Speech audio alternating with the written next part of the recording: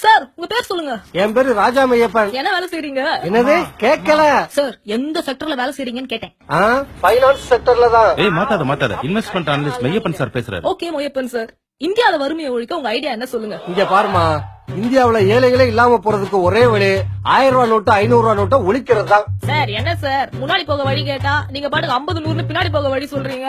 சரி 500 1000 ரூபாய் நோட்டு ஒழிச்சிட்டா மட்டும் இந்தியால வறுமை எப்படி ஒழியும்? அம்மா, நம்ம நாட்டோட வறுமைக்கு காரணம் லஞ்ச பணம், ஊழல் பணம், வரி கட்டாம தப்பா ஏமாத்துற பணம், இப்படி சம்பாதிக்கிறது பதுக்கிறது எல்லாமே 500 1000 ரூபாய் நோட்டா தாமா.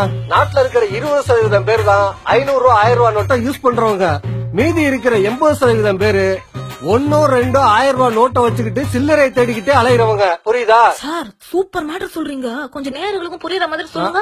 அப்ப உங்களுக்கு புரிஞ்சிருச்சாக்கும். சார் என்ன சொல்றீங்க?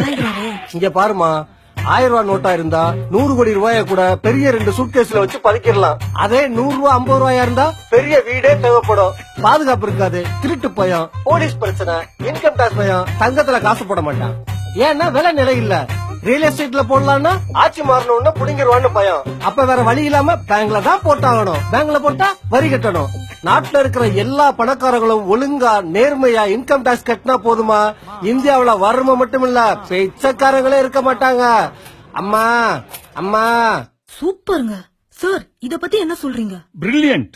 இவர் ஆக்ஸ்போர்ட் யூனிவர்சிட்டியில படிச்சிருக்கணும். இந்த மாதிரி ஆளுதான் நம்ம நாட்டுக்கு பிரைம் மினிஸ்டரா தேவைப்படுது. இவர் எங்க இருக்காருன்னு பார்த்து கண்டுபிடிங்க. Maiyappan sir super, thank you. இருக்கட்டும் இருக்கட்டும்.